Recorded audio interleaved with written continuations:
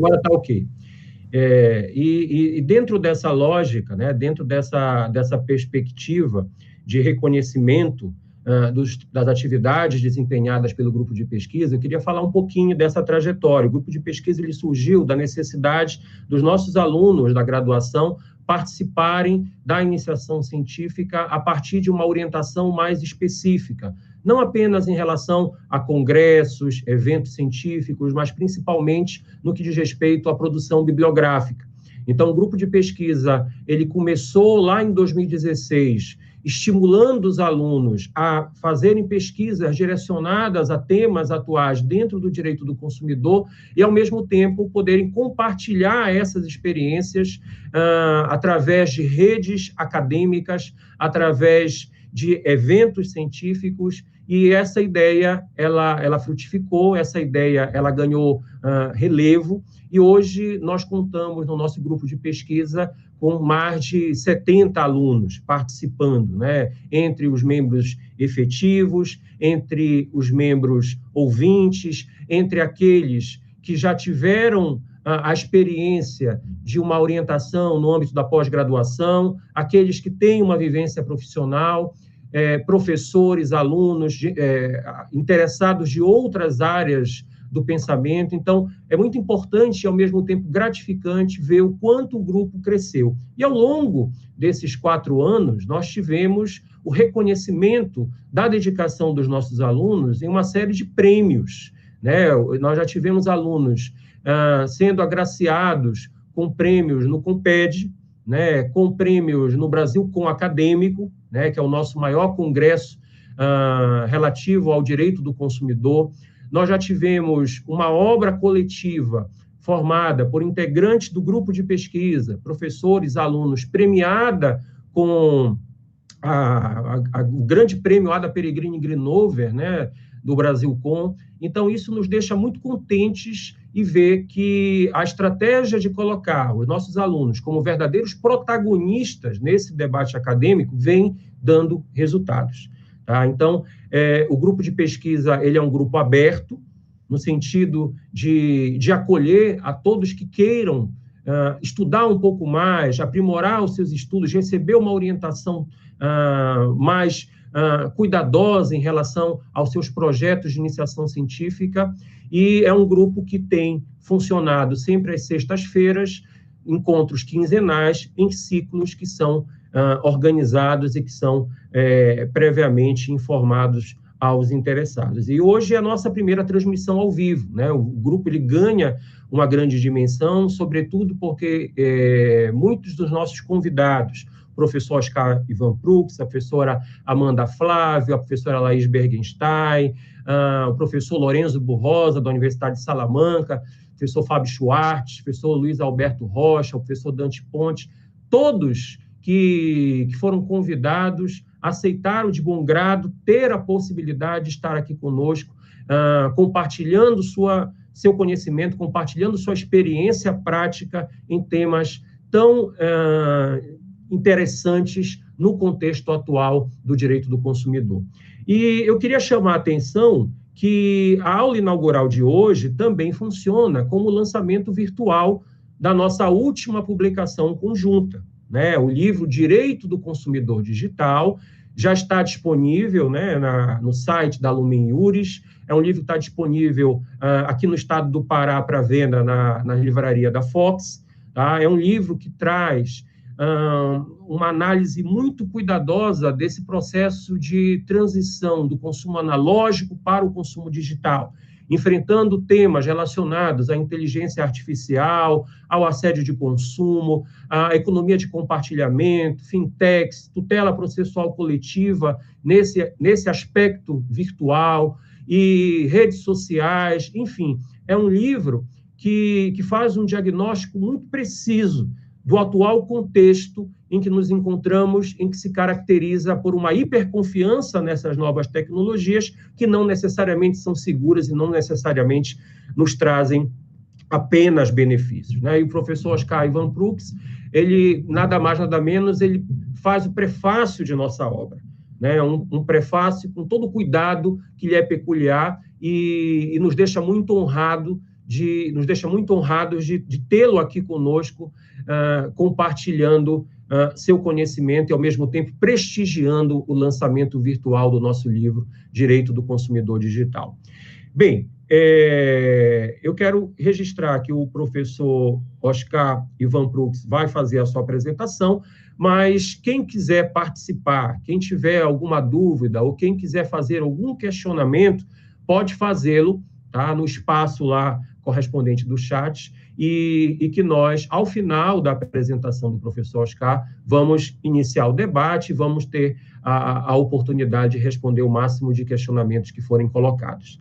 Então, antes de passar a palavra para o professor Oscar, eu queria agradecer aqui, mais uma vez, pelo esforço dos integrantes do nosso grupo de pesquisa, no sentido de viabilizar, né, essa transmissão por meio do Google Meet, por meio do YouTube, na pessoa do professor Felipe Guimarães, do aluno Heitor Milhomes, da aluna Isabelle Rodrigues, que estão aqui conosco na mesa e que estão, ao mesmo tempo, gerenciando aqui os recursos tecnológicos. Nós que somos de uma geração diferente, né, professor? Uma geração que não está tão habituada a essas ferramentas, temos uma dificuldade natural. Então, nada melhor de nos cercarmos aqui dos nossos alunos que certamente têm maior segurança em lidar com essas novas plataformas. O professor Oscar Ivan Prux, eu vou tomar a liberdade de ler o vasto currículo dele, tá? Ele vai nos brindar aqui com o tema Responsabilidade Civil dos Fornecedores de Eletrônicos, Mídias e Outras Tecnologias Acopladas.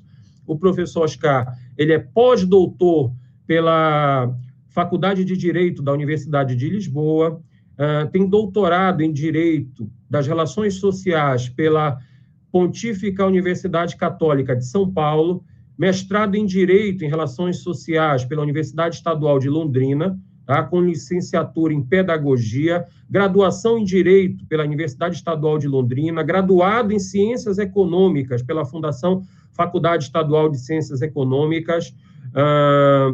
O professor Oscar, ele especialização em Teoria Econômica, membro titular e fundador, professor do curso de mestrado em Ciências Jurídicas da Unicesumar, foi professor convidado da Escola da Magistratura do Paraná, tem experiência na área do direito, atuando principalmente nos seguintes temas: direito do consumidor, direito da concorrência, direito civil, direito empresarial e direitos da personalidade.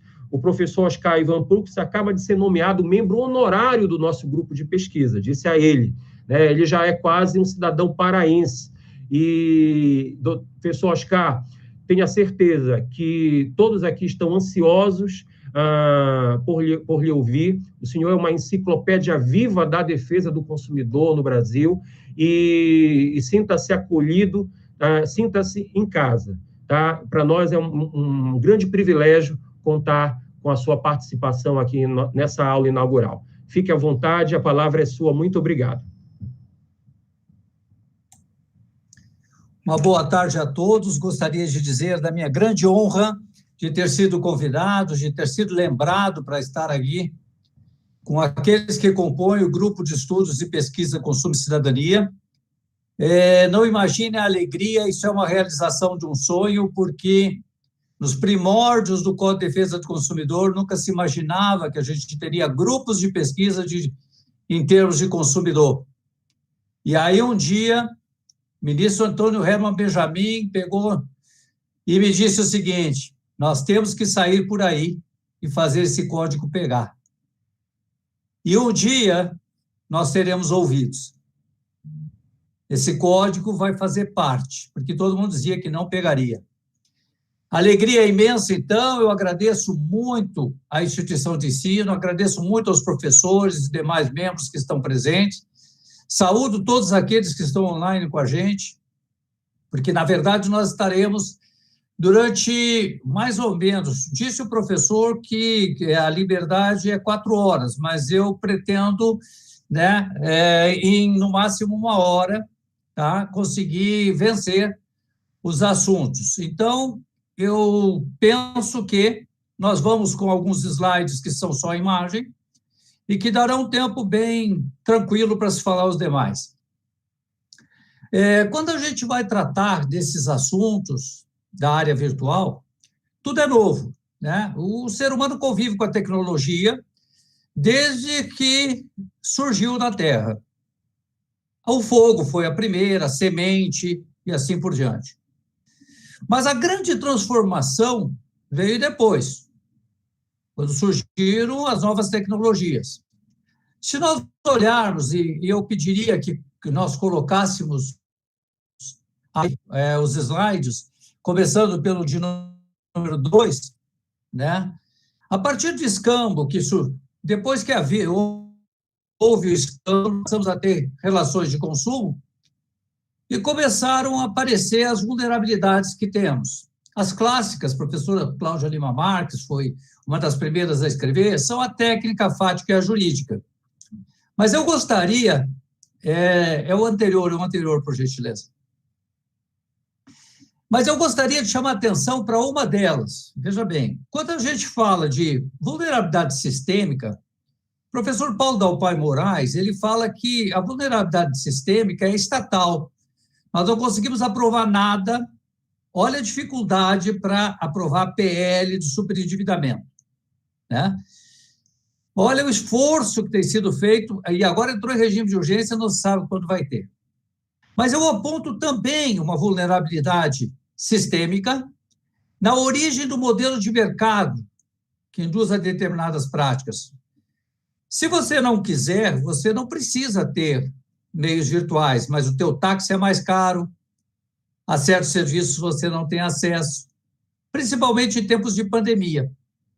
E eu chamo a atenção de quem estiver com a gente aí a respeito da vulnerabilidade biológica ou psíquica, que é de ordem mental, principalmente impulsiva, emocional. Ela é natural do consumidor, ela é provocada pelo fornecedor, mediante recursos de neuromarketing e outros métodos insidiosos. Na verdade, ninguém prestava muita atenção para isso. A neurociência não era avançada, mas o pessoal do marketing já estava avançando nisso. Não venda, como disse o especialista americano, não venda para pessoas, venda para as mentes. E a partir daí, nós não sei dizer se nós não fomos abduzidos, né? As tecnologias o tempo todo estão com a gente. Vamos passar para o slide seguinte? Quem já viu essa cena aí? Dizem eles que estão se comunicando, né? Que estão se comunicando, que foram lá para conviver, né? Essas cenas estão cada vez mais comuns no nosso cotidiano. Mas o que isso significa? Vamos lá, vamos fazer uma volta na história aí. O slide número 4 começa com os aparelhos elétricos. A eletricidade foi a revolução.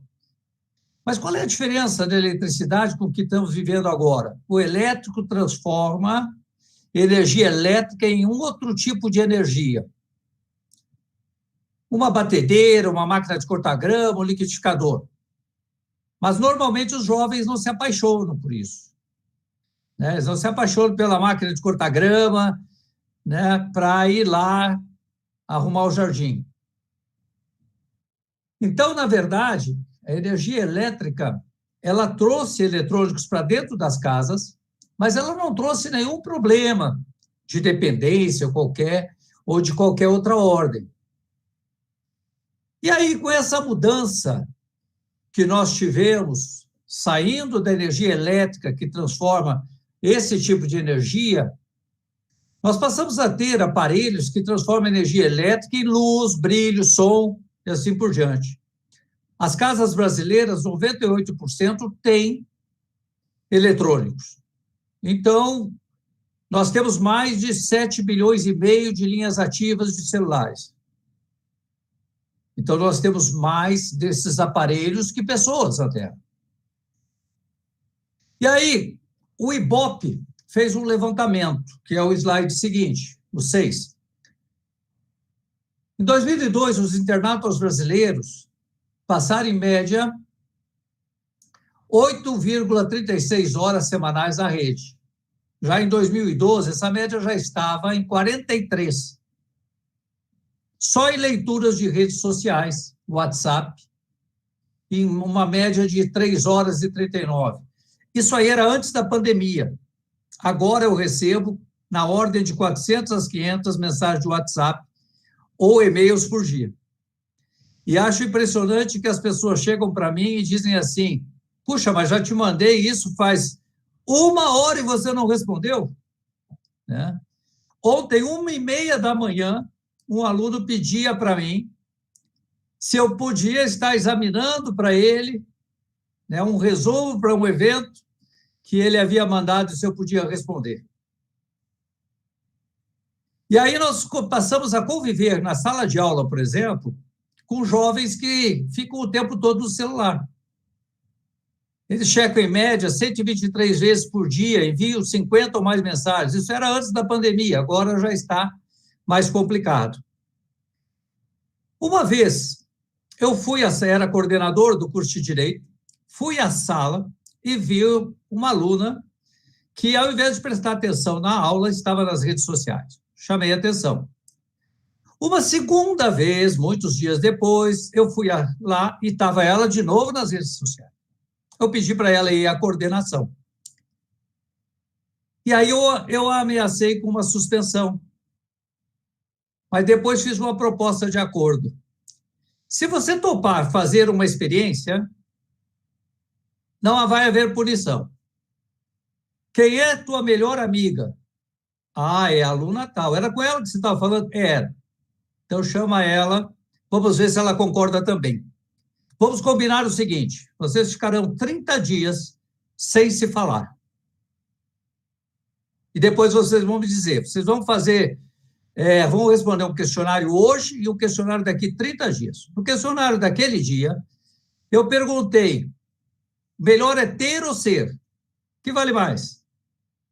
Ora, ser, não ter. Maior importância para objetos ou para pessoas? Pessoas, naturalmente, pessoas, etc. Ah, tá bom. Então, agora, combinado que vocês não vão se falar durante 30 dias? Combinado. Agora me dá seu celular para cá, que eu vou ficar com 3 dias com os celulares de vocês aqui, e vocês venham buscar o celular daqui 3 dias. E peguei o celular, e ficou combinado, e elas foram. 3 dias depois, elas voltaram, e aí eu pedi para responder o questionário. Ela disse, professor, eu não conseguia dormir. Parecia que faltava um pedaço do meu braço. Parecia que faltava alguma coisa. Não dava, eu não dormia. Não foi a mesma coisa que ela respondeu 30 dias depois, por não ter conversado com a melhor amiga. Lá no pós-doutorado, em Portugal, um moço chegou para mim e disse que ele criou um grupo lá de ajuda. E ele disse que ele achou que era importante aquele grupo no dia que ele não via um amigo há muito tempo, o melhor amigo dele, estava preocupado em saber como ele estava, mas eles, no mesmo salão, aqueles salões imensos da Universidade de Lisboa, ao invés de ir lá, dar um abraço no amigo e perguntar, ele foi falar por rede social.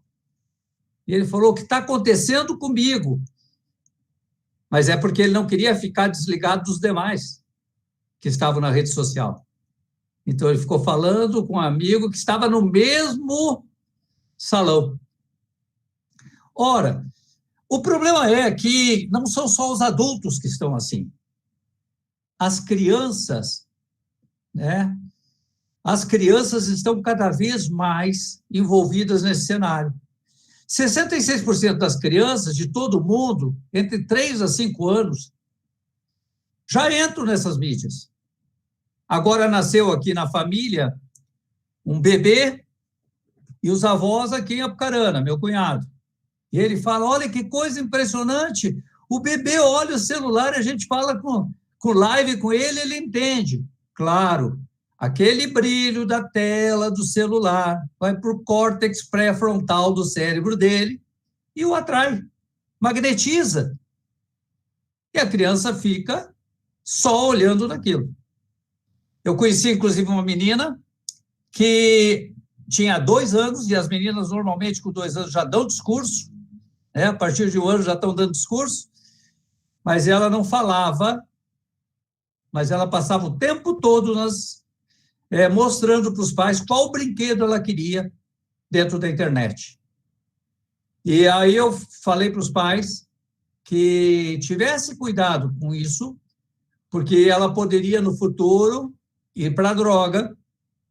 E aí eles tiraram, era um aniversário, eles tiraram dela aquilo, ela se botou num berreiro que eles tiveram que caminhar com ela na calçada um tempo para acalmar. Então, é um cenário muito preocupante, né? E os senhores podem ver aí, tem mais dados dentro do data show que eu mandei, com números de horas que essas crianças passam. Eu não vou me detalhar em todos eles, porque o nosso tempo é mais curto. Vamos para o slide 7, que também traz números dessa realidade. E claro que quando essas crianças, esses jovens estão nesse meio, acontece um verdadeiro stalking, né? Uma perseguição virtual de conteúdos e publicidades em período integral, apesar da vedação que o CONANDA tem, de que não deve ter publicidade dirigida ao público infantil. Quando a gente olha esse cenário, slide 8, por gentileza, a gente tem uma situação em que a gente vê que tentar brigar contra isso é um novo ludismo. Minha filha disse, vou me desconectar desse negócio todo e não vou mais entrar. Passado um tempo, ela falou, vou voltar. Por que eu vou voltar? Porque eu não sei o que está acontecendo na escola do filho, eu não sei quando é que tem aniversário, eu não sei quais são as tarefas, eu não sei nada, tenho que voltar. E aí esses meios que são facilitadores de tarefa, meio de comunicação, meio de integração, fonte de informação, inclusive, né, nos garante uma inclusão. Né? E durante a pandemia é um bem essencial ter internet. As aulas do Paraná estão sendo via internet. Então, é um bem essencial. E todo mundo tem direito à intimidade, de estar incluído.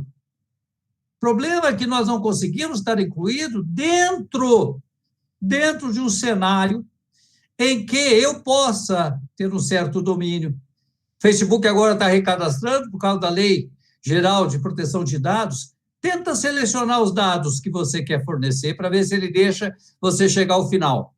Ele não deixa. Ou você entrega tudo, ou não participa do jogo, está fora do jogo. E aí, como disse Etienne de Boemi, né, você tem que entregar os pulsos. A pior escravidão que tem é quando a gente entrega os pulsos. Muito difícil de você, nesse cenário, ter aquilo que você imagina como atividade, estar incluído, né? E você ter uma personalidade digital que esteja sob seu domínio. O primeiro livro que me chamou a atenção e que me agradou muito em Lisboa foi Os Superficiais, do Nicholas Carr. Talvez alguns senhores já leram, já têm conhecimento.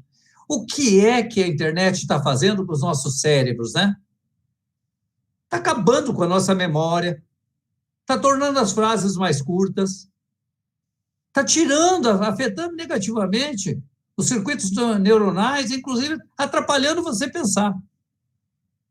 Aliás, comunicação não é o que eu digo, mas o que o outro entende. Então, agora ficou fácil. Ao invés de eu falar para ser entendido, eu mando um emoji. E aí o outro entenda o que ele quiser. Sempre vai estar adequado. Porque ele que vai entender o que ele quiser, ele vai formar a ideia. Mas os pais, numa pesquisa que foi feita, entenderam que 57% deles entenderam que nessas mídias sociais os filhos ficavam mais inteligentes, né? Desconhecendo toda a responsabilidade intergeracional que a gente deve ter. essa utilidade, esse desejo. Mas e por que as pessoas se fixam nisso? Porque a barra de rolagem foi pensada de uma maneira a cativar. O que acontece com esse cenário? Fideliza direto na mente. Fideliza direto na mente. Vamos botar umas figuras para os senhores verem, hein? Vamos passar bem rápido por causa que eu tenho pouco tempo, né? A primeira delas, slide 10, né, já foi vista. A segunda, o relacionamento. Olha que beleza como está o relacionamento hoje em dia, né? As pessoas se comunicando. A número 12, vamos lá. Uma das coisas que eu detesto quando eu vou num lugar, um prestador de serviço, ele me atende assim, né? Vamos ver o 13. Eu vou passando rapidinho. 13, em vez de aproveitar a montanha-russa, né, está fazendo aquilo que ele estava fazendo em casa, né? E cada vez mais cedo, né? Cada vez mais cedo. A família reunida, né? Essa é a família reunida. Não tem mais o almoço de domingo com a avó, com o pai, e aquela coisa toda. É assim, é até dos restaurantes também, né? Cada um com o seu celular, né? Vamos no seguinte, 15. Né? O mais velho não se importa que os menores estejam na mesma condição, né? E isso chega cada vez mais cedo. Olha o 16, o menininho de óculos, né? No 17, né? É o caso daquela criancinha que nasceu aqui na família agora, né? Já está assim, fazendo live, tem 2 meses para 3, tá? Está fazendo live. Muitas vezes as pessoas não têm o verdadeiro cuidado. Olha o slide 18, com aquilo que é importante, né? Até tem o 19, que é uma brincadeira, né? Tá certo? Dá para você tranquilamente, tá certo? Ver as tuas mensagens enquanto come. E o 20? O 20 permite você digitar também, né? Você não precisa só olhar, você pode também digitar. No 21, os amigos, em vez de conversarem, né, fazem como faz uma afilhada que eu tenho. Todo dia eu recebo o que temos para hoje. E a comida está postada lá, né? Aí causa obesidade. O 23, como é que a gente namora?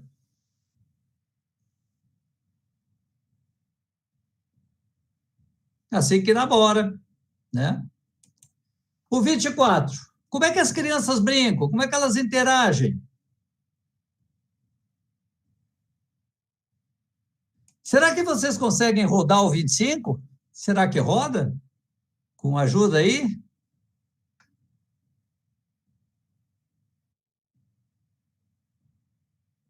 Vamos ver se roda. Não rodou?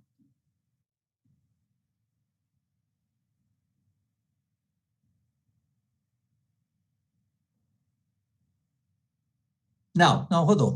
O 25, na verdade, é aquilo que você vê na rua hoje, as pessoas atravessando o sinaleiro, etc., olhando para o celular. Aliás, pode surgir até uma profissão, alguém que conduza quem está no celular. Vai conduzindo aí. Esse 26, eu lembro do professor Mário Frota, que ele dizia para mim, primeiro estranha-se, depois entranha-se. Isso ele dizia para mim há muito tempo atrás. E aí, no 27, a gente vê a diferença das gerações. O cérebro, sob o ponto de vista físico, é idêntico, mas as zonas ativadas são diferentes entre o avô e o neto. Surgiu uma geração agora como essa que diga o advogado da parte, Olha o 28, o que o advogado disse. Né? Isso é um processo, né? É um processo real, né? 29. Quem nunca derrubou alguma coisa ou fez alguma coisa nessa situação? O problema do 30 é o perigo 30, 31, que você pode oferecer a terceiros. Ou acontecer o que aconteceu com essa menina no 32. Teve que chamar o serralheiro, ela estava olhando o celular, e ela caiu, teve que chamar um serralheiro para tirá-la dali. Pois bem, essa realidade tem efeitos sociológicos, né? Tem efeitos sociológicos. O slide 33, né? Nós estamos numa espécie de sonambulismo coletivo, não se presta muita atenção nisso. Vai se indo assim, um estado de anomia, de perda de identidade. Estamos fascinados, conectados, aprisionados, algemados. E quem é professor sabe que hoje nós temos uma quantidade enorme de neném, nem trabalha, nem estuda, né? E ficam o tempo todo nas redes sociais. Isso enfraqueceu vínculos familiares, etc., que são consequências naturais desse processo. O problema está no 34, que eu trabalho a questão da compulsividade, né? Os problemas que podem acontecer com aqueles que estão o tempo todo nesse cenário, né? O que isso gera para o ser humano? O selfie, o postar, o bullying, a violência, a exposição, etc. Se nós olharmos a quantidade de horas que as pessoas passam, e no 35 tem mais dados, tá? A gente vai olhar que nós chegamos a uma situação que tem uma pesquisa muito interessante da Universidade do Texas, em que você não consegue a concentração do aluno se ele tiver o celular perto, nem que o celular esteja desligado, basta que esteja em cima da mesa. Dá ansiedade nele, ele quer que esteja ligado, ele quer que está vendo aquilo. E isso é muito complicado. O slide seguinte, o 36, que não vai rodar, né, mostraria um cenário completamente diferente, né, que tem que ser examinado com muito cuidado, de como as pessoas estão se relacionando com essas tecnologias. A questão é que elas penetram tanto no cérebro que até macacos passam a barra de rolagem e se reconhecem no celular. Esse é o slide que está aí no 36. O macaco se reconhecendo no celular.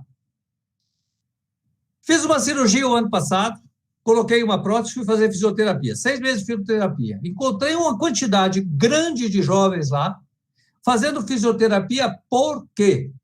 Falta de alongamento muscular, problemas de postura e etc. Mas por que veio isso? Porque eles faziam muito exercício, brincavam? Não. Porque eles ficam no celular, no computador e assim por diante. Então, nós temos problemas físicos, e eu peço que passe o slide 38.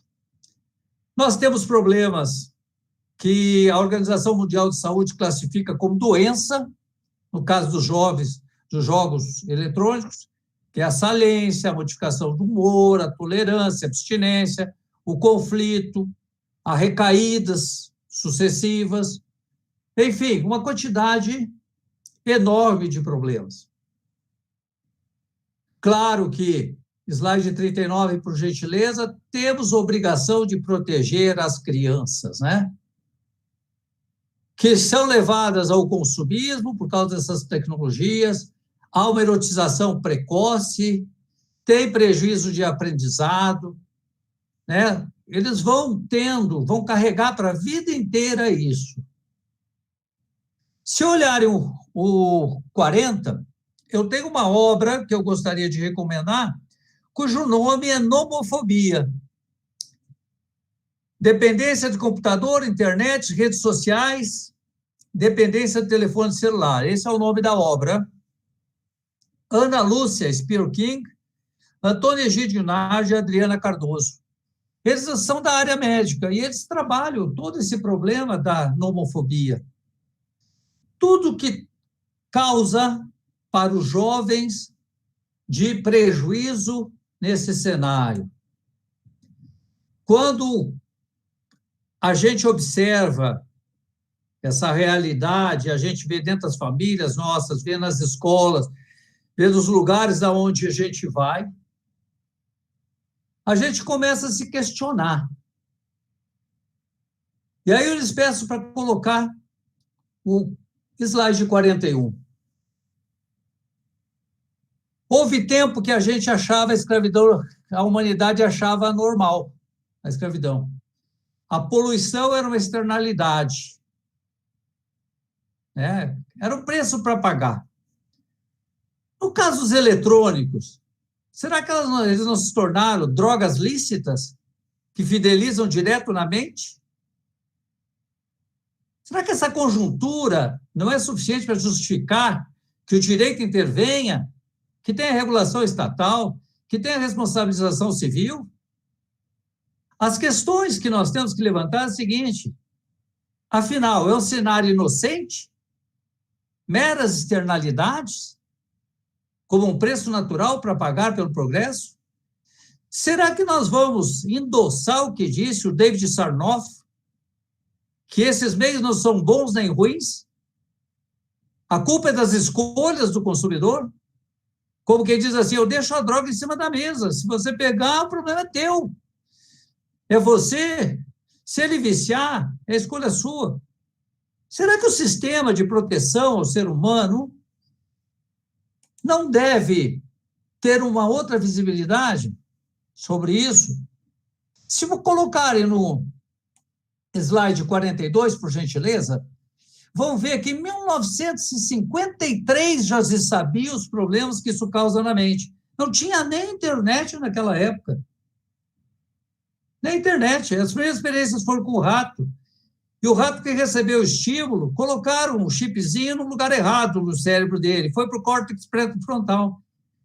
E ele, mais de 1000 vezes, ele tocou a sinetinha lá. Ele botou a mão para provocar aquele estímulo, ao invés de comer e beber. O rato morreu, mas isso em 1953.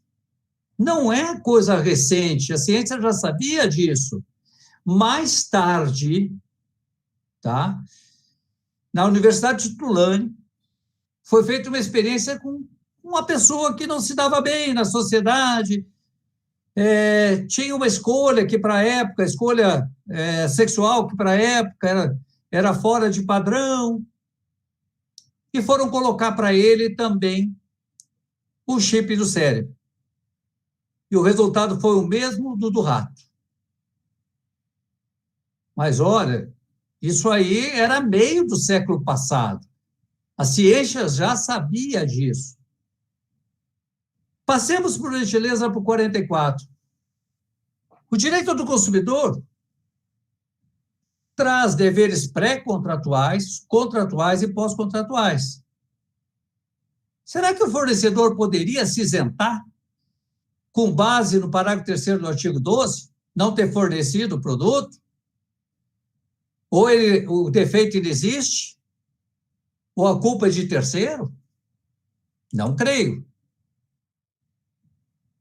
O 45, ele dá um embasamento para você fazer a responsabilização. A educação para os alunos de graduação, a educação e divulgação sobre o consumo adequado para os serviços, proteção de vida e de saúde, a informação adequada e clara. Ora, se eu vou numa loja e tem um brinquedo para criança, está lá escrito que não é adequado para uma criança de tal idade. Mas não tem nada no celular. Não tem nada nesses meios eletrônicos que alerte para isso. Por gentileza, o 46, Nós temos aí o artigo 8º, que embasa também a proteção contra os riscos da saúde, o 31, e assim por diante. No 47, eu coloquei novos questionamentos. Por qual razão é proibido vender bebida alcoólica para alguém embriagado e não se coíbe em relações de consumo pela qual alguém passa muitas horas ininterruptas ou dias numa lan house, jogando ou navegando? Já houve casos de falecimentos nessa situação. Eu tenho uma médica amiga que tem o Instituto do Rim. E ela disse que tem um jovem que o rim está irrecuperável. Por quê? Porque ele não ia ao banheiro e ficava jogando, e não ia ao banheiro. E o rim dele está esperando transplante, está na fila. Então, nós temos aí, né, um risco simples de resolver. Por que num caso... Como é que o Kindle sabe quando eu ligo e a minha esposa liga? Ele sabe. Não sei se é para impressão digital, não sei se é reconhecimento facial, mas ele sabe. Ele sabe. Já coloca o que ela gosta ou coloca o que eu gosto. Ele sabe. Então, por que não se coloca um dispositivo pelo qual, quando alguém passar muitas horas jogando, desliga o aparelho, alerta, vê que é criança, né? Então, protege ela. A informação, ela pressupõe advertência, aconselhamento, né? Ora, nós colocamos símbolos nos transgênicos, mas não colocamos nada nos eletrônicos. Os eletrônicos não têm nenhuma advertência que pode viciar. Na verdade, é o contrário. São elogiados como se fosse a solução para tudo. 48, por gentileza. O direito tem se voltado à ideia dos vícios. Olha, o eletrônico não funciona, o celular não funciona. Ele não funciona, ele não tem memória, aí dá a responsabilidade civil. Ou então, o acidente de consumo. O celular explodiu, quando estava carregando. Aqui em Londrina, 2 dias atrás, um menino tomou um choque muito violento, foi parar no hospital, está internado ainda. O celular estava carregando e ele foi utilizar. Então, a noção de defeito está se restringindo a isso. Mas e o restante que está na mente? Nós temos que ter uma concepção de defeito em sentido amplo.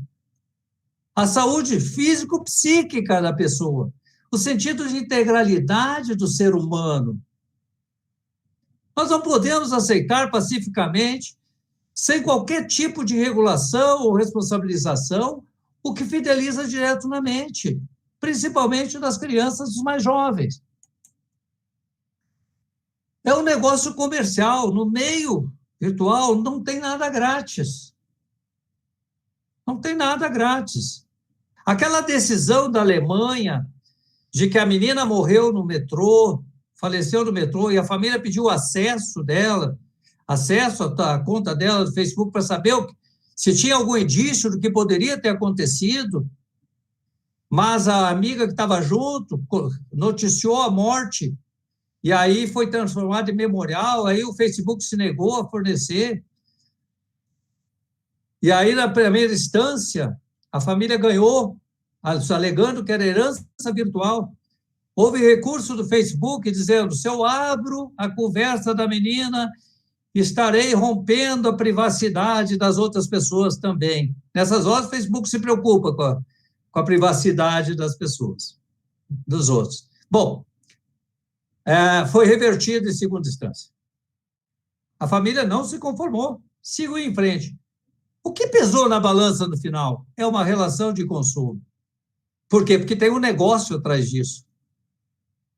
Ah, mas não é cobrado. Bom, é porque você é o produto, teus dados são o produto. Ele é o produto. Então, a noção de defeito tem que ser ampliado para aquilo que é imaterial também. Fideliza direto na mente. Por isso, países como a França, a Inglaterra, estão proibindo o celular entrar na escola em qualquer idade. O slide 50 Na verdade, era um vendedor de algum país lá, ou do Japão, ou da Coreia, coisa assim, que chega para vender um celular para a família. Olha, nós estamos querendo comprar aí um celular para o menino, etc., é o presente dele, etc., etc. E o jovem pergunta, que idade, o vendedor pergunta, que idade ele tem? Quando a família diz, ele falou, o senhor sabe que não é recomendado para essa idade? E lá na Europa se fala que a idade recomendada é 16 anos. Até 16 anos, o celular é da família. Fica na sala, em cima da mesa, embaixo do televisor. Na hora que o filho vai sair, leva, liga para a família para ir buscar. Mas volta para cima da mesa. E aí o vendedor diz, olha, infelizmente eu não posso vender. Infelizmente. Isso é boa-fé objetiva. Volte daqui a 8 anos, falou o vendedor. Né? Isso é boa-fé objetiva. Os deveres de proteção. Se os senhores olharem o slide 51, vamos lá, 51, vamos ver?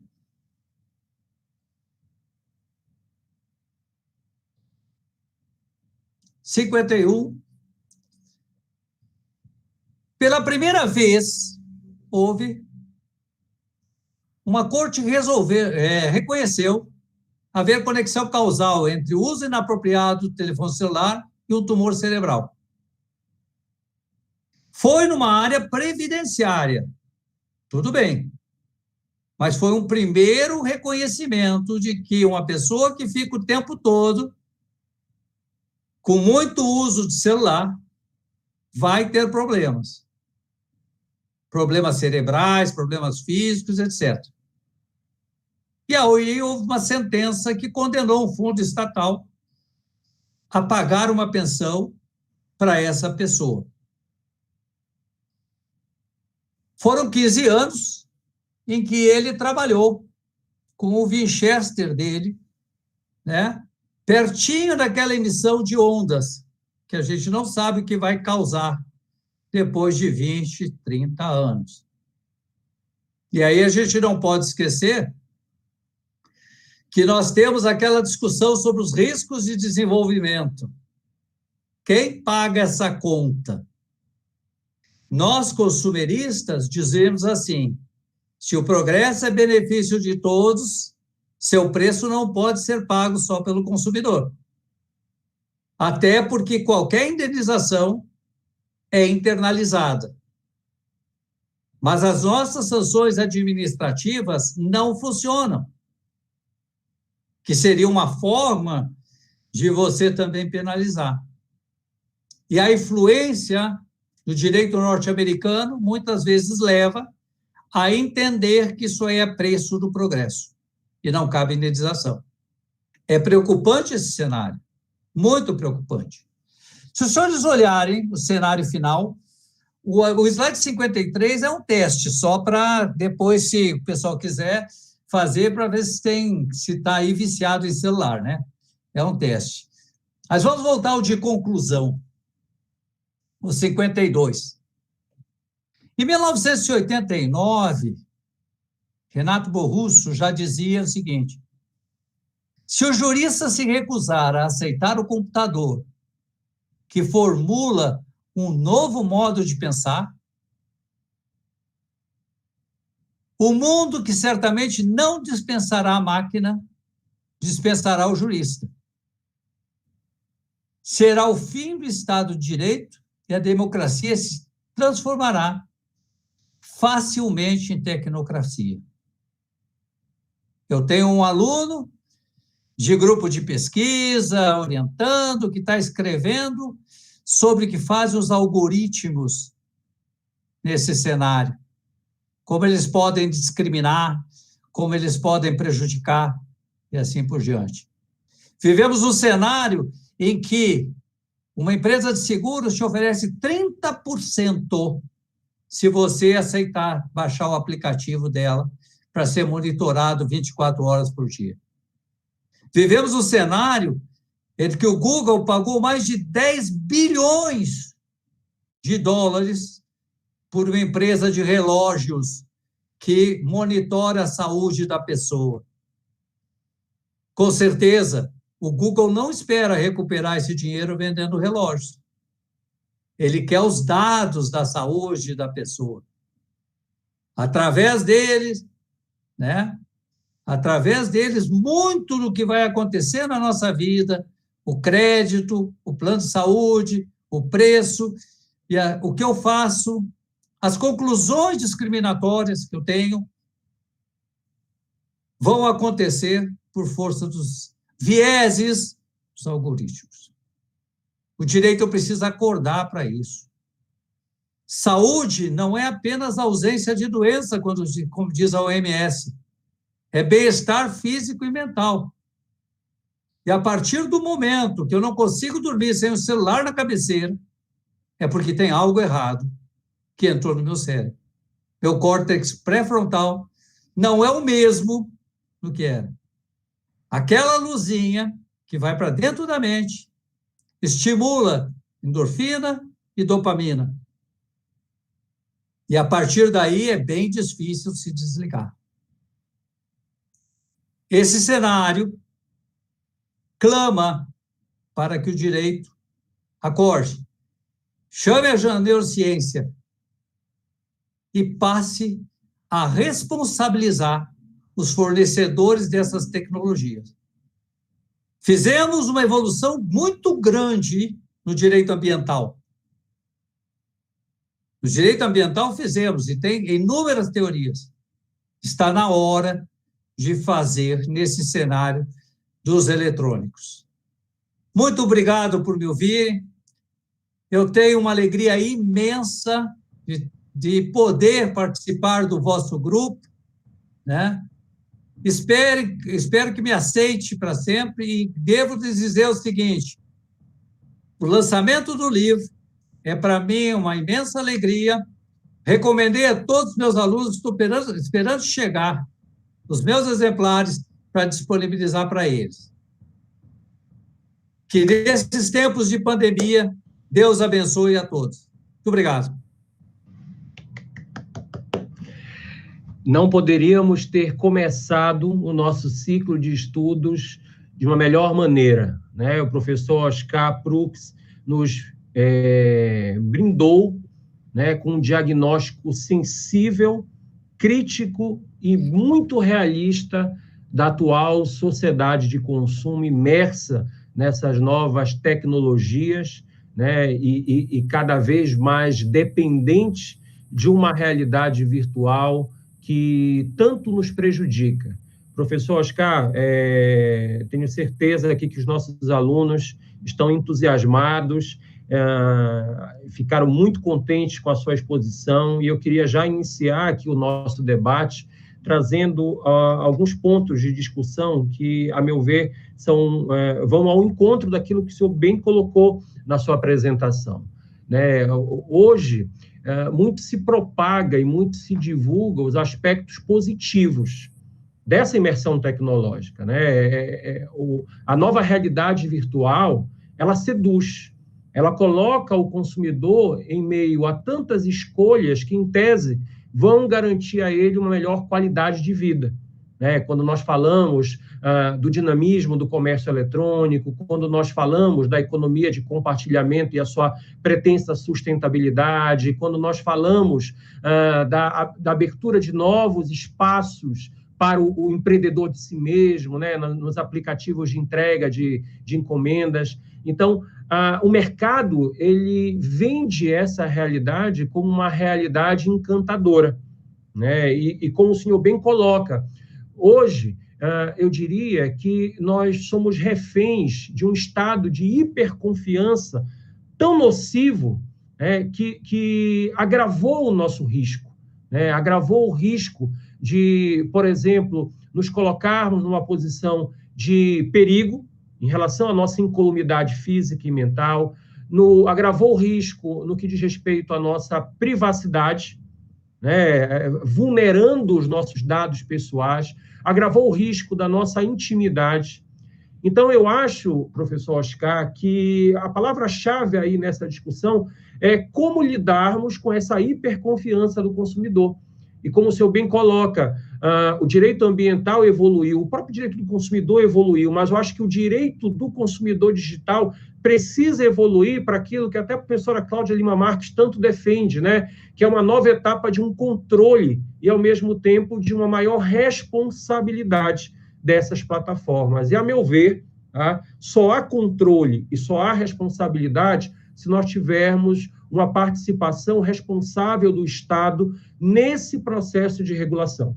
A meu ver, o Estado perdeu inúmeras oportunidades de acompanhar esse fenômeno, de acompanhar essa transformação do consumo analógico para o consumo digital, né? Primeiro, numa resistência à implementação dessas novas tecnologias, né? Nós víamos aí muitos municípios se opondo à implementação, por exemplo, do Uber, vários segmentos econômicos já estabelecidos criticando a implementação de plataformas como o Airbnb, né? E o Estado, muitas vezes levado por razões não necessariamente republicanas, ele acabava ficando contra as plataformas, ele colocava essas plataformas na clandestinidade, mas rapidamente elas conseguiam, judicialmente, conseguiam se impor, né?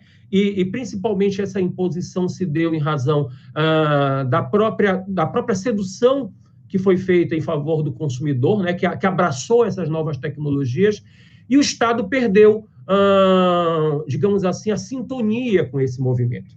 O que vemos hoje em dia é o Estado correndo atrás de uma regulação que poderia, em tese, garantir ao consumidor uma melhor proteção dos seus dados. Eu vi agora, recentemente, que o governo está tentando apressar a entrada em vigor da Lei Geral de Proteção de Dados, né? Suspendeu o vacatio legis que inicialmente havia sido estabelecido, tentando criar às pressas a Autoridade Nacional de Proteção de Dados, né? Vemos aí o Estado tentando se fazer presente através da tributação dessas atividades, algo que ele prescindiu ao longo de todos esses anos.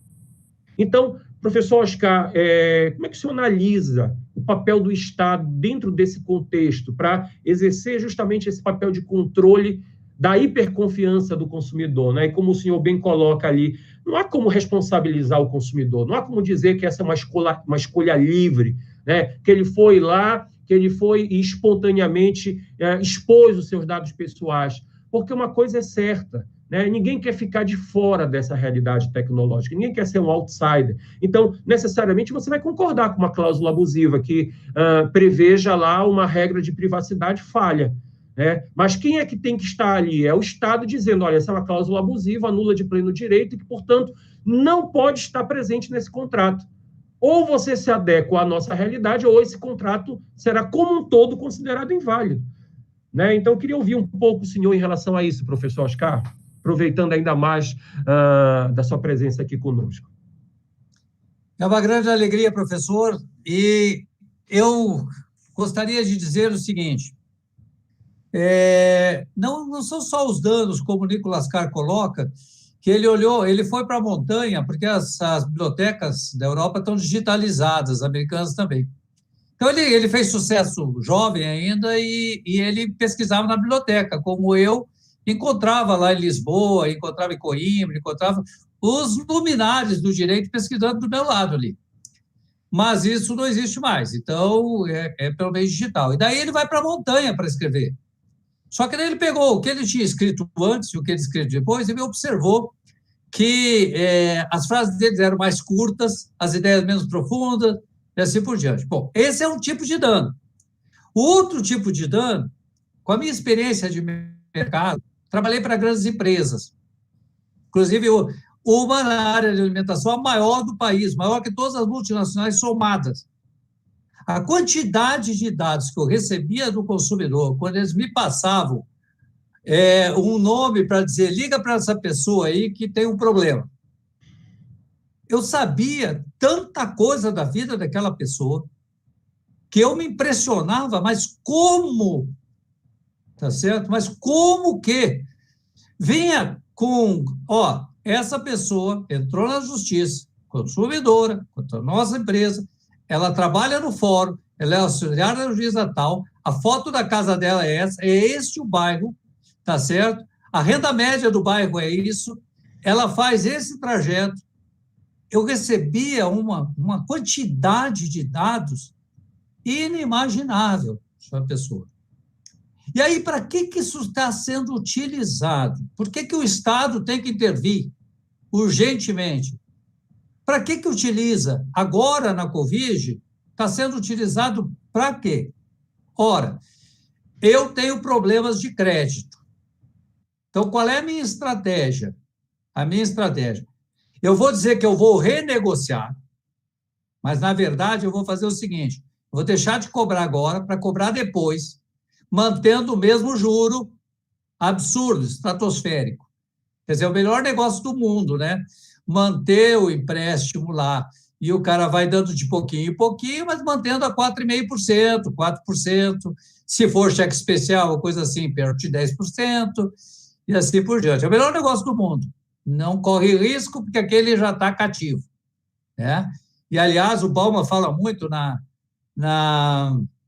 no capitalismo parasitário, né? Não é bom aquele cara que paga as contas, é aquele que fica devendo sempre, está sempre devendo, né? E aí, eu observei o seguinte, eles fizeram um cadastro agora do Covid. O que é o cadastro do Covid?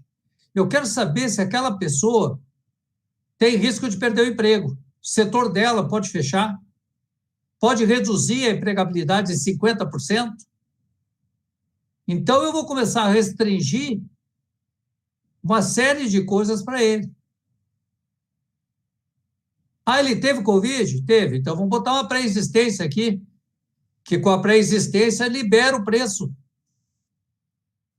Isso vai a tamanhos detalhes, professor, que a pessoa monitora o trajeto. Um professor nosso mostrou, estava monitorado num programa, lá, todos os lugares que ele foi, horário, tudo bonitinho.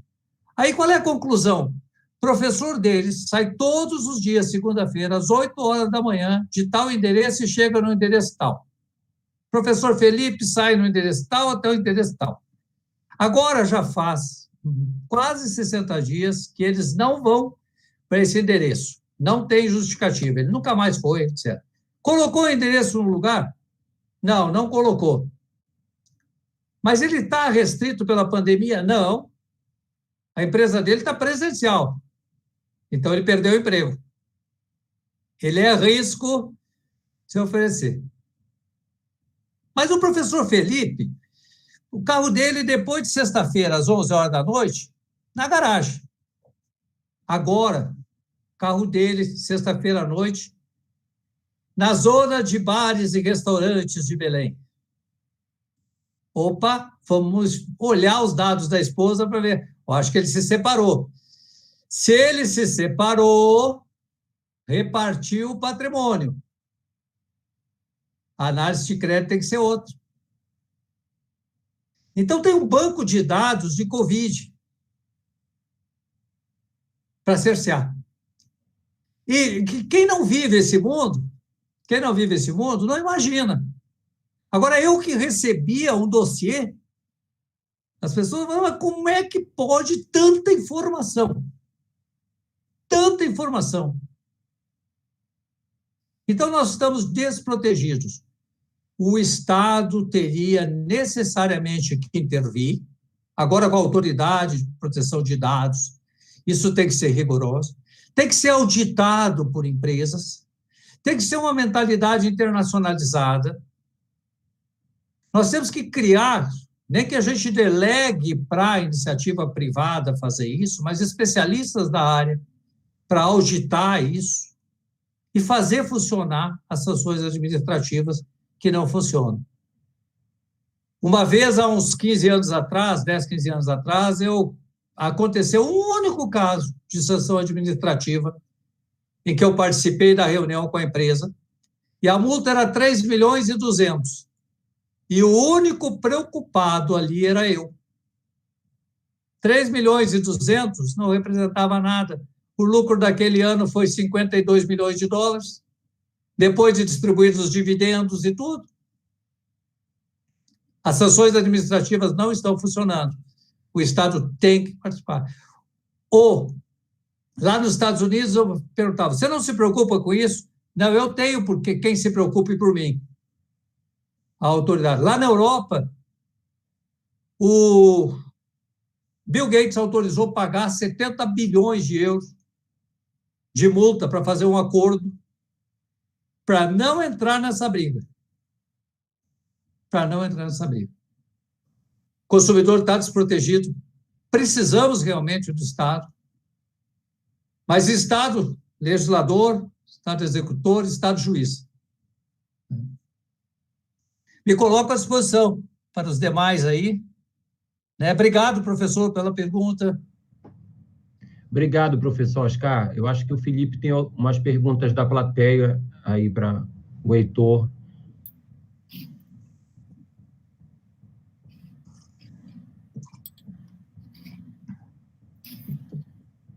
Professor, tem uma pergunta aqui do Asli. Como o professor Oscar visualiza as redes sociais como meio de defesa e empoderamento do consumidor diante dos abusos de fornecedores grandes nas relações de consumo? Eu acho interessante que o consumidor, muitas vezes, ele julga que pela rede social ele se empodera, né? Ele julga isso. Mas houve uma grande banalização disso. O primeiro deles, o primeiro site que trabalhava com isso, que era o Reclame Aqui, ele virou um negócio, ele foi vendido. E aí houve o Época Reclame Aqui. E, coincidentemente, aparecia sempre a melhor empresa de tal setor é essa, e uma publicidade em outra página. Então, veja bem, via meios digitais, nós não estamos tendo o empoderamento. Claro que as pessoas recebem alguns tipos de orientação, mas a orientação não é... A gente vê muito esperneio, mas a gente não vê orientação técnica. Eu vou dar um exemplo. Na internet estão sendo vinculadas muitas publicidades dizendo assim, compre agora a sua passagem por um preço. Miami por R$ 999. Nem indo a pé não dá. Qual é o golpe? E as redes sociais divulgam isso dizendo, olha, aproveita. Qual é o golpe? O golpe é simples. Você me dá aqui R$ 999 e eu te devolvo em 12 meses depois. Eu cancelo, te devolvo só com sem juros, só com a correção. Te devolvo lá na frente. Eu só simplesmente cancelo. E eu recebo todos os dias, por redes sociais, inúmeras ofertas. Então, onde não se tem confiabilidade, não se empodera. Não há como se empoderar. E a gente tem que lembrar aquela concepção do Herbert Benjamin sobre informação. Informação, conteúdo, informação, advertência, informação, aconselhamento. Nas redes sociais, isso não ocorre.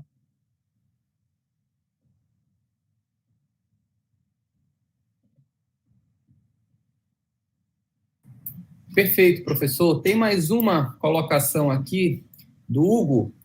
Gostaria de saber do professor como ele observa a atuação das agências reguladoras, a Anatel, por exemplo, no direito do consumidor, principalmente para combater essas violações nos nossos dados.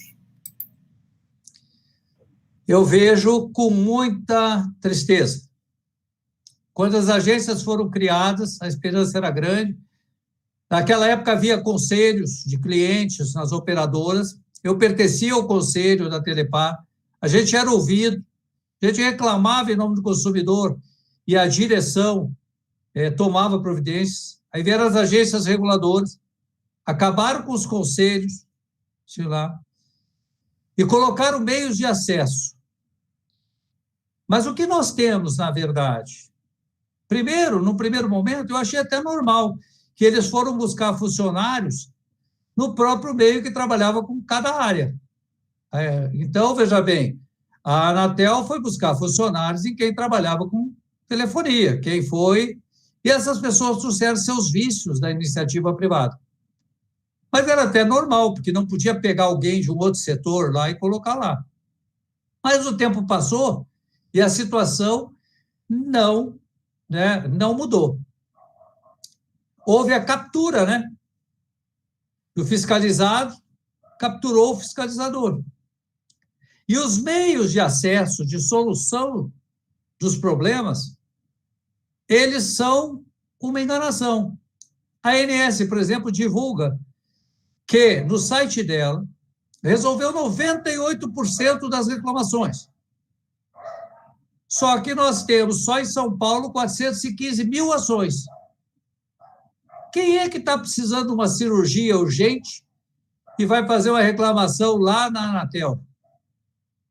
Vai direto ao judiciário. Vai lá na ANS. Vai direto ao judiciário.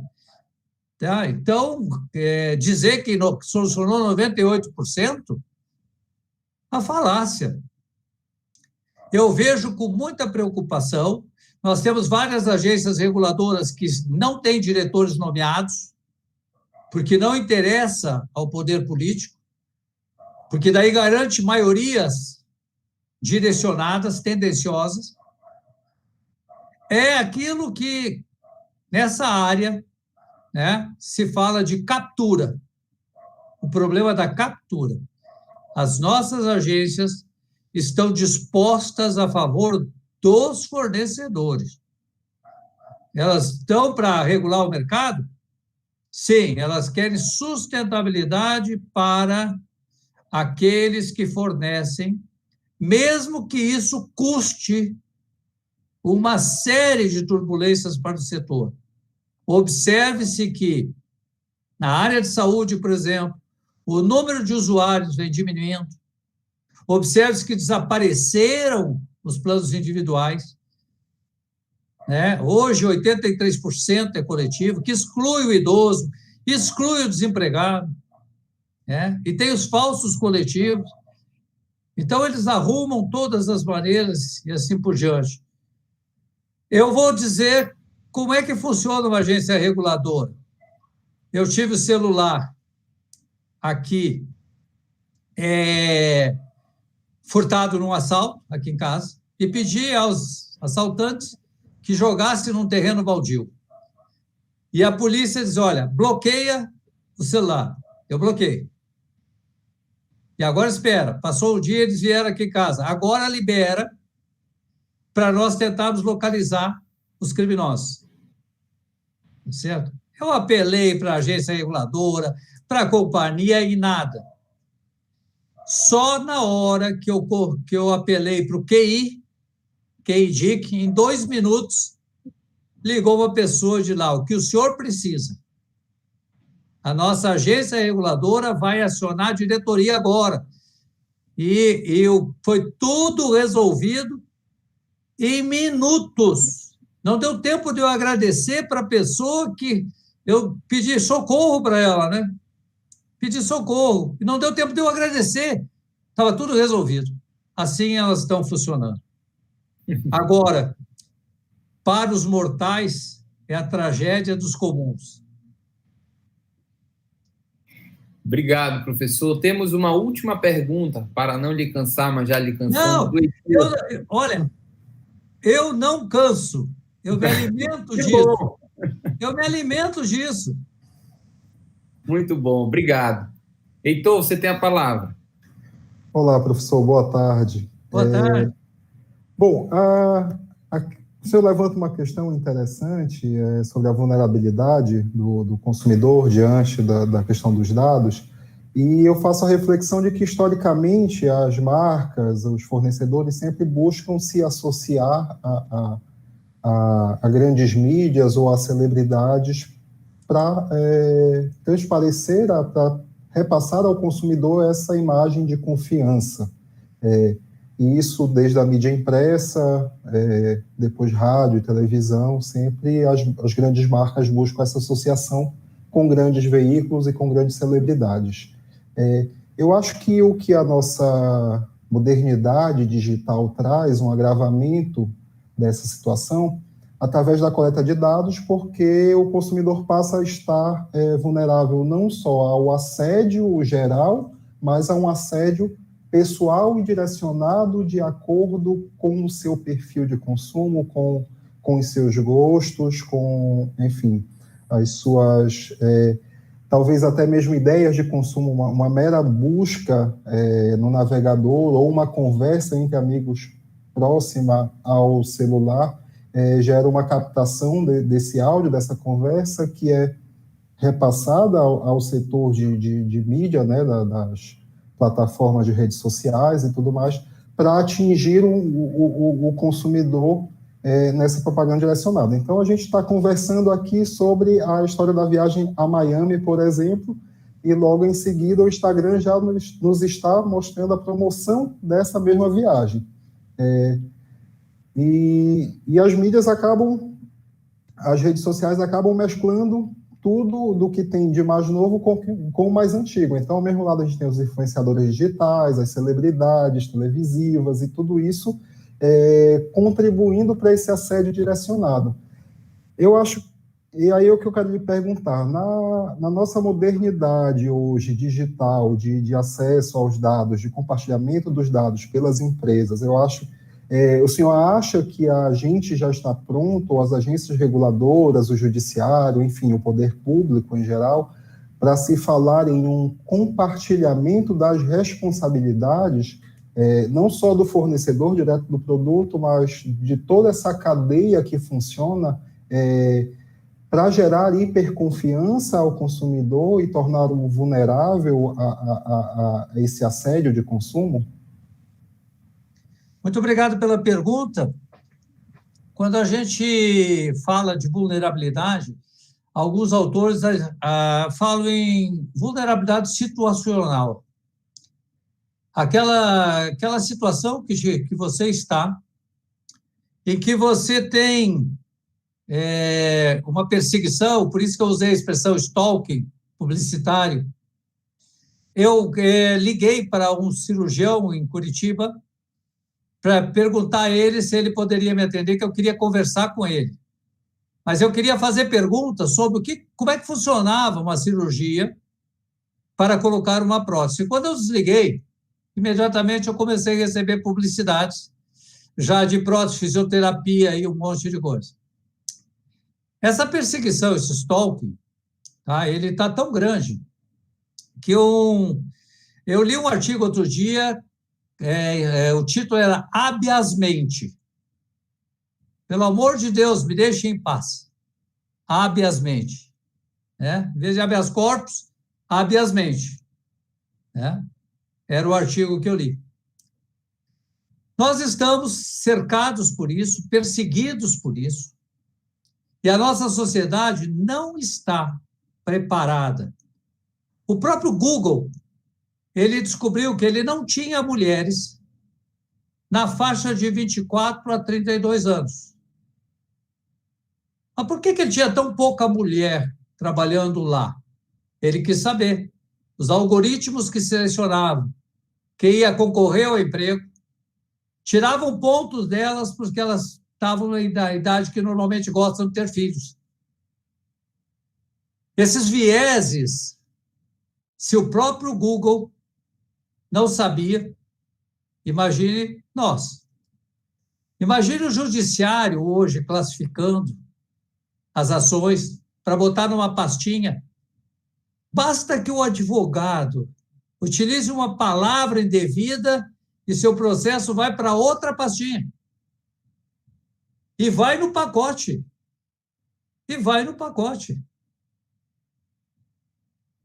Nós não estamos preparados mesmo. Nós precisamos de novas noções, nós precisamos adentrar esse mundo. Antes, a gente dizia que esse era o mundo dos jovens, esse era o mundo daqueles. Mas a sociedade, está envelhecendo e os velhos estão sofrendo também. O sofrimento é idêntico, os problemas os riscos são os mesmos. Eu creio que não estamos preparados, mas a academia tem que começar a bradar por isso. A academia tem que buscar. Se a gente conseguir colocar dentro do judiciário, o Marcos Desaúne passou 10 anos falando de desvio produtivo, até que saiu uma decisão a favor dele. Uma usou a teoria dele. Saiu a segunda, opa, já provocou uma polêmica. Já conseguiu chamar a atenção. Nós precisamos iniciar essa batalha. Aqueles que, como eu, vêm lá daquele tempo, né? Vêm lá daquele tempo, precisam dos jovens como vocês para também empunhar essas bandeiras. Nós conseguimos fazer o código ser aprovado. Nós conseguimos fazer ele pegar. Agora, vocês têm que recondicionar o motor. Já rodou 300 mil quilômetros, está na hora de recondicionar o motor. E aí os jovens precisam ombrear para buscar isso. Eu acho que nós não estamos preparados, nós não temos nem noção de todos os vieses a que somos submetidos, e nós, muitas vezes, temos respostas que a gente não imagina de onde vem.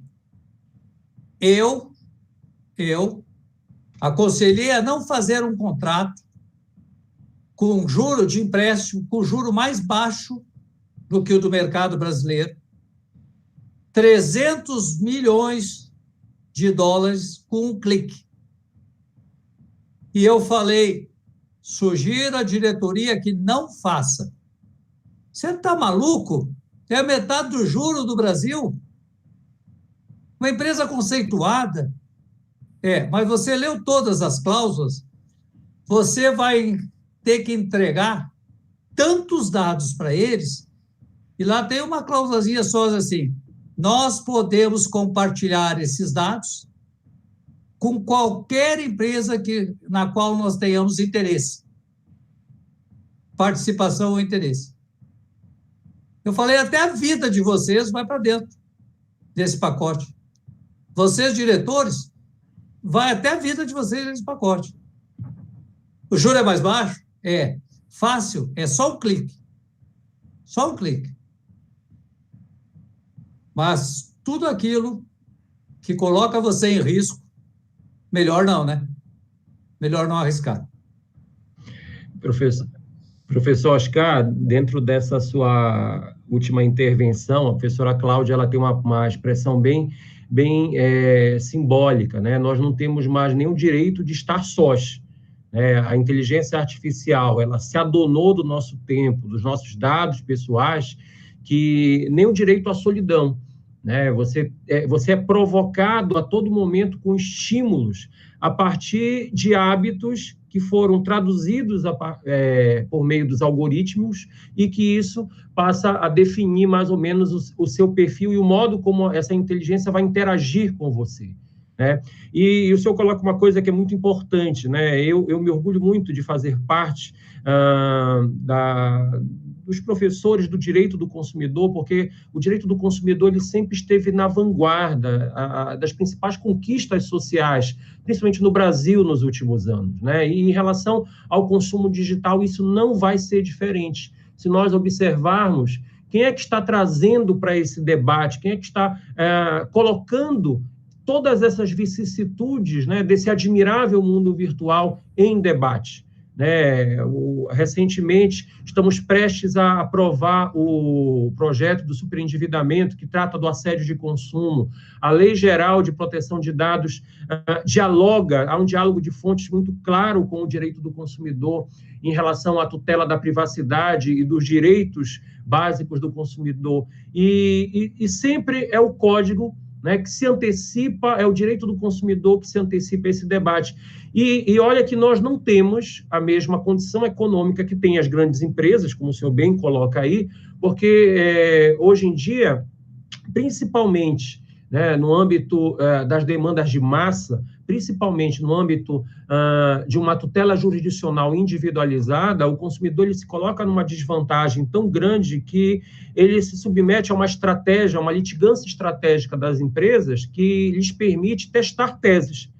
Como o senhor bem coloca aí, o professor Marcos de Saúny levou 10 anos para conseguir emplacar uma decisão sobre o desvio produtivo do consumidor. Só que, semana, eu acho que retrasada, me deparei com uma decisão, eu acho que foi até compartilhada no nosso grupo lá de professores do Brasilcom, de uma juíza de Imperatriz do Maranhão que teria utilizado um novo critério de admissibilidade da ação, uma nova condição da ação, que é obrigar o consumidor a submeter aquela discussão ao consumidor.gov e extinguir o processo sem julgamento do mérito.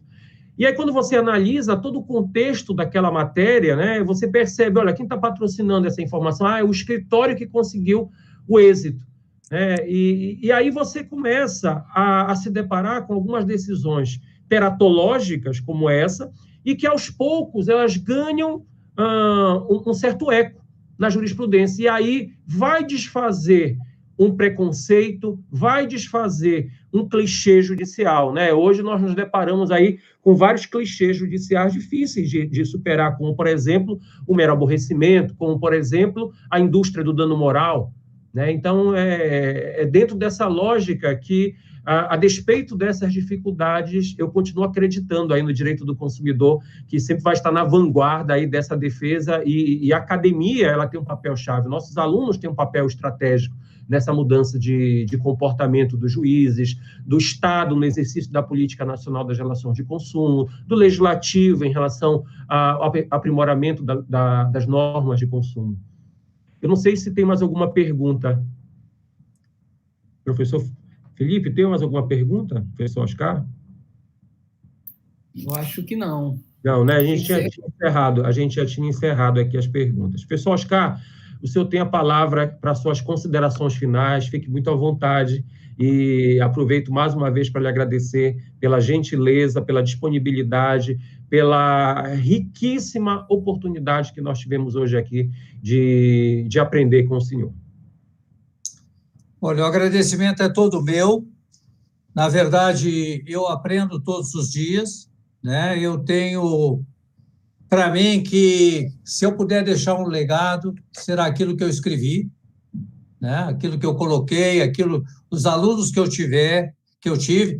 Eu fui fazer uma mediação outro dia, lá em Campo Grande, de uma associação que entrou com 800 e tantos processos.